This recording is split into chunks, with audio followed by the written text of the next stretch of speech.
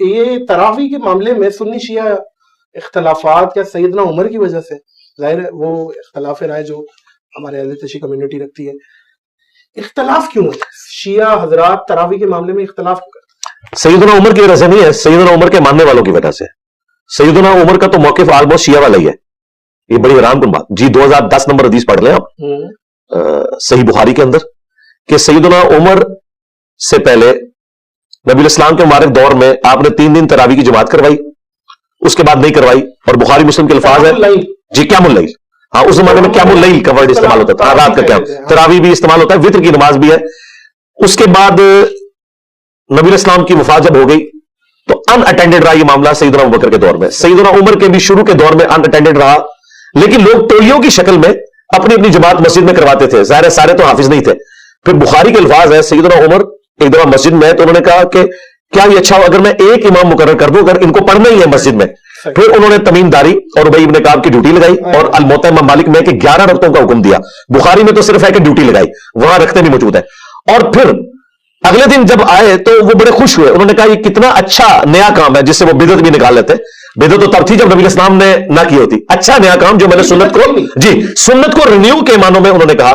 اور پھر آپ وہاں سے چلے گئے ایک جملہ بولتے ہوئے، کیا انہوں نے بولا اس سے بہتر مرد کی وہ نماز ہے جو رات میں اکیلے اٹھ کر وہ پڑھتا ہے آخری وقت میں جی۔ تو سیدنا عمر نے خود تو مسجد میں تراویح جماعت سے پڑھی نہیں ہے، سیدنا عمر کبھی بھی اس سنت کو اس طریقے سے جاری نہیں کر سکتے تھے جسے نبی الاسلام نے اس طریقے سے مشروع نہیں فرمایا۔ یہ حضرت عمر کے ماننے والوں نے حضرت عمر کو بھی بدنام کروایا، ان پہ جھوٹ باندھ کے کہ جی انہوں نے یہ شروع کروائی تھی تو ہم نے یہ کرنی، انہوں نے شروع کروائی تھی ان لوگوں کے لیے جنہیں قرآن نہیں آتا وہ پڑھے۔ انہوں نے کہا پرائورٹی ہے اپنے گھر میں پڑھو، اور اس کو سپورٹو حدیث ہے بخاری مسلم میں، نبی اسلام نے فرمایا کہ مرد کی فرض کے بعد سب سے افضل نماز وہ ہے جو گھر میں پڑھتا ہے نفلی۔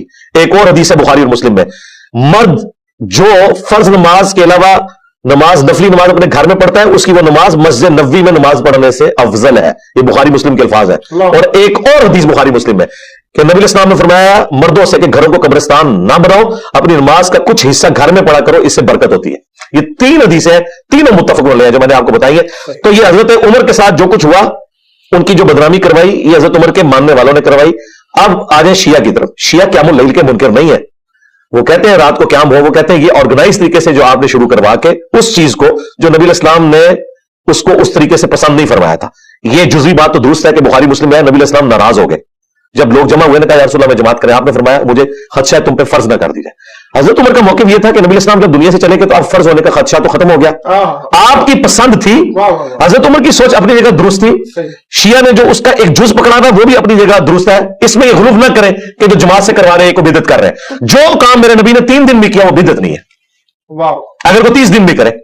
کئی اعمال ہیں نبی الاسلام نے ایک دفعہ کیے ہیں، صحابہ کرام نے، مثلا ابو داؤد میں حدیث ہے کہ ایک صحابی تھے، انہوں نے نبی الاسلام کو اس حال میں دیکھا کہ بٹن کھلے ہوئے تھے، انہوں نے پوری زندگی میں بٹن نہیں لگائے، انہوں نے ایک ادا دیکھی اس کو اڈاپٹ کیا۔ تو یہ کہنا ہے کہ یہ حضرت عمر نے کوئی بدعت تو تب تھی جب نبی الاسلام نے تراویح جماعت سے پڑھائی نہ ہوتی۔ ہاں ان معنوں میں کہ 3 دن پڑھائی، 27 دن گھر کی ترغیب دلائی، یا بعد میں ایک دفعہ ملتے آخری اشرے میں قیام کروایا، یہ اپنی جگہ درست ہے۔